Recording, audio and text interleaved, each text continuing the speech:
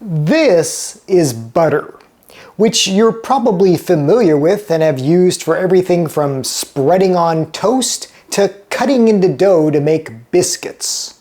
And this is lard, which you may be less familiar with but have likely consumed as an ingredient at some point in your life. Both of these blocks of fat look similar and have a lot in common. Yet they also have significant differences and use cases in the kitchen.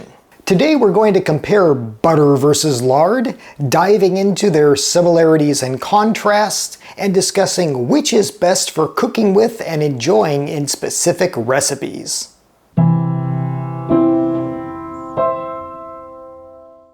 Hello and welcome to I Want to Cook. My name is Chef Matt and this channel is all about helping you be a better cook.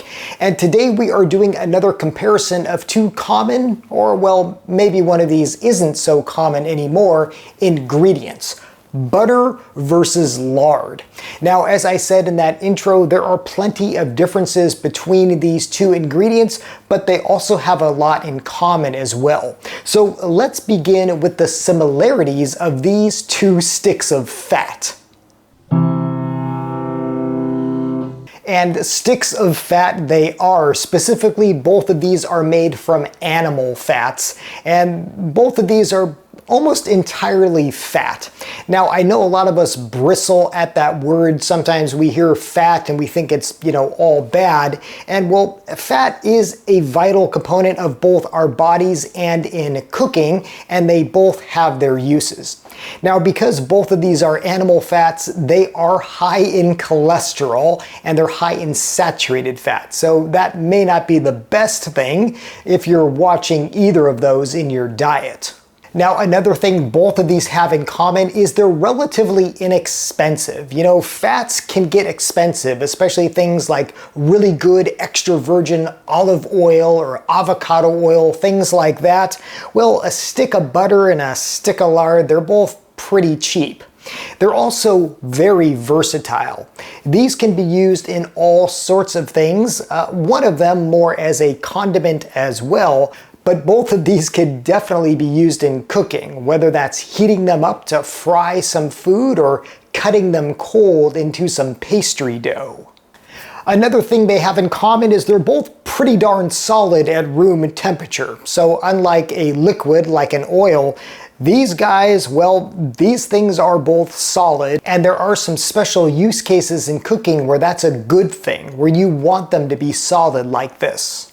Another thing that butter and lard have in common is that they both can be made at home. So if you don't want to buy commercially, both of these can be made in your own kitchen, although one of them is easier to make than the other. And finally, as for storage, both of these can be stored in a similar way. Both of these really are best stored in the refrigerator, and both butter and lard can also be frozen for longer term storage, and then when you're ready to use, just get out and thaw. Okay, let's start with the more popular of these two. You're probably familiar with butter. You probably have some in your refrigerator or maybe even out on your counter. So butter is made from cow's milk, and its fat content is about 80 to 85%. The rest is made up of milk solids and water and salt if you go with salted butter. This is unsalted butter here, but those are what make up the components of this stick of butter. Now, if you've shopped for butter in the store, you know that it is widely available. It is sold everywhere, and there's lots of different varieties. There's basic butters, there's high-end butters, but butter is easy to find. Again, you can go to pretty much any grocery market and find butter well stocked in the refrigerator shelves.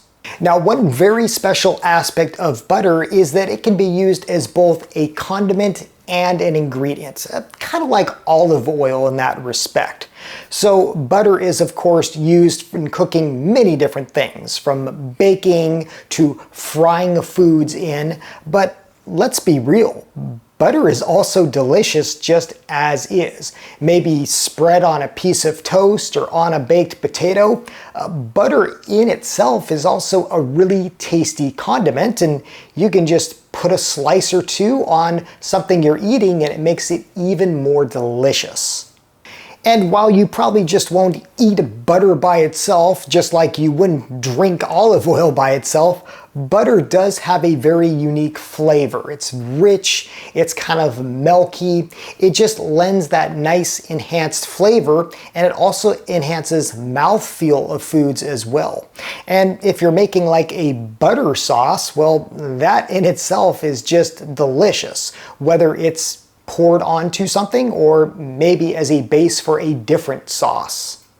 Additionally, butter plays really well with other ingredients and other flavors. So for example, you can make a compound butter by putting herbs into a stick of butter, and then you have, well, that fancy word, a compound butter. But all it really is additions to butter. So whether that's like an herbed butter or a garlic butter, it enhances the flavor of everything.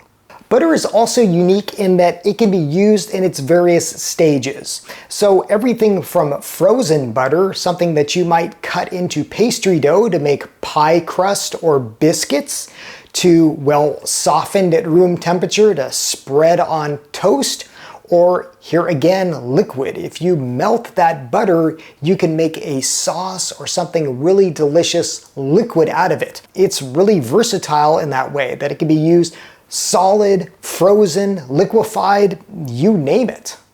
And speaking of liquid butter, you might remember that we made clarified butter way back in the day. And that's simply taking a stick of butter and melting it down and then removing those excess milk solids. You get something delicious called clarified butter, and I'll put a link to that video in the description below. Now additionally, some of you might know that if you keep cooking that clarified butter and getting it darker and darker, you get something even more special called ghee, which is really popular in India as a very delicious, aromatic, clarified butter. Now you might remember that we also made butter here in the kitchen not so long ago. Yeah, if you have something like a KitchenAid mixer and some cream, well, you can make butter in just a few minutes. All you have to do is add that cream to the bowl, and with the paddle attachment, just keep churning and churning until the cream solidifies into a big ball of butter. And homemade butter is absolutely delicious. It's really unlike the store-bought. It's so fresh, it's so creamy. I'll put a link to that video in the description below, but if you've never made butter at home, you owe it to yourself to try it at least once because, well, the end product is unreal. Now finally, butter has a relatively low smoke point in and of itself. And when we talk about smoke point, that means when we heat that butter up in a pan to do something like frying, the temperature at which it literally starts smoking is about 350 degrees, which again is more on the low side. But that comes with an asterisk, because if we clarify that butter and we get it into that unctuous liquid form, the smoke point actually goes up. It goes up to about 475 degrees, which is really nice and high. So that's another reason why you might want to clarify your own butter. You just get that pure liquid that has a higher smoke point. Okay, let's talk lard. Now, have you even heard of this stuff? First of all, if you're on the younger side, you may have never even heard of lard, but your grandparents probably have, and they probably cooked with this stuff. Now, lard is made from pig's fat. So where butter is made from cows, lard is made from pigs. And where butter has about 80 to 85% fat, the makeup of lard is about 90% fat with some other minor ingredients also. Now, another way lard differs from butter is, well, it's just not nearly as popular, and that makes it, well, not as widely available. You might have to go to a couple different markets to actually find lard, and when you do, you won't have the variety that you do with butter. Lard is usually found in the baking section and sometimes with the meats. Now, there is an asterisk here because if you go to, say, a Mexican market, you're gonna find tons of lard. At my local Mexican market, there is just a whole variety of lard. You can find it in these sticks like this common one here. You can find it fresh in tubs. You can find it refrigerated. Again, if you are into lard and you're looking for it, well, go to a Mexican market because you're bound to find a lot of it and different varieties as well. Now, some types of lard are hydrogenated, and that means that hydrogen has been added to it to help keep them shelf stable. And in that respect, it's kind of like this stuff here, this vegetable shortening. You can see that they even look similar. They have this kind of milky whitish appearance. And well, this stuff has also been hydrogenated to keep it shelf stable. So yeah, you're not just seeing things. These really do look similar, although this is made from vegetables and this isn't. But perhaps the biggest difference between lard and butter is that, well, lard isn't really used as a condiment like butter is. Lard is primarily an ingredient for cooking. So you probably wouldn't want to just, say, take a big slice of lard and spread it on toast or toss it in pasta, something like that, uncooked. Lard is really best as an ingredient. By the way, I just mentioned that point about a pasta, and then some of you in Italy might be thinking, but wait a minute, we use it in cacio e uova, which is a pasta tossed with lard and eggs and cheese, and well, in Italian, lard is called strutto. But again, that's kind of a different approach because you're still kind of cooking the lard. So my point stands that you probably don't want to just eat this as is.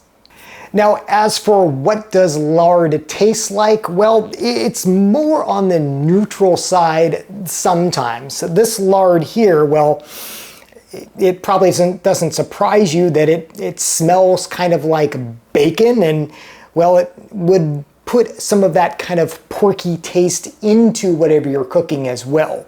But more than just flavor or lack of, lard lends something else to dishes. It lends a certain mouthfeel, a certain unctuousness that just makes food taste richer. So that is one benefit of lard, that it really makes food taste fuller, richer, fatter, whatever term you want to use for that.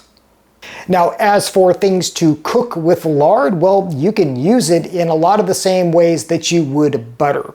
Lard is an absolute staple in pastries. Again, if you're making something like a classic pie crust or those flaky biscuits, you can cut in lard instead of butter, or you could even combine the two for something extra special. Lard is also a staple in, again, Mexican dishes. If you've ever had traditional refried beans, then you've probably eaten lard. And the way you make those is quite easy. You simply melt some lard in a skillet until it becomes liquid and hot. Then you simply add some pinto beans, and then you just mash them and saute them in that lard. It's rich, it's delicious, it's unctuous, and well, it'll really leave you feeling full, to say the least. Now, as for frying with lard, it has a slightly higher smoke point than butter. So if butter starts at around 350, lard is at about 375, and that's actually suitable for deep frying. Although again, if you deep fry in this stuff, be prepared to really be feeling it and maybe have some antacid on hand afterwards. Now, finally, you can make your own lard at home. Similar to butter, but it is a little bit more of a process. And you might have actually done this in some way. So if you've ever cooked bacon and you know all that grease that comes off, well, if you've maybe put it into a little canister for use later, well, that's essentially lard, but it's unrefined. If you want to make something like this, you have to render that lard in either a dry or a wet manner. And if you're watching this and you're really curious about either dry or wet rendering, maybe we'll make a video on that. If you want to see how you dry or wet render lard, let me know in the comments below. But you know, when I am cooking bacon, I actually save a bit of that grease. I put it in a little canister and I put it in the refrigerator, and I use it for frying anytime I want to lend just a little bit of a bacon flavor. And essentially that is quote unquote homemade lard. It's not quite as refined as this.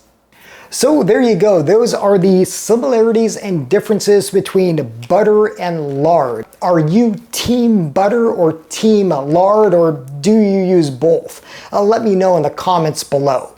Personally, I fall more on the side of butter. I find the taste is better, and well, I don't feel so, shall we say, full after eating it.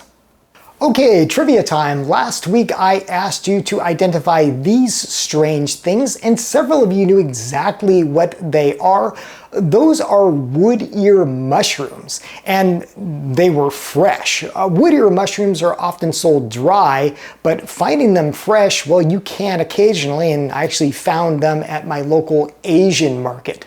So congratulations to everybody who correctly identified those as wood ear mushrooms.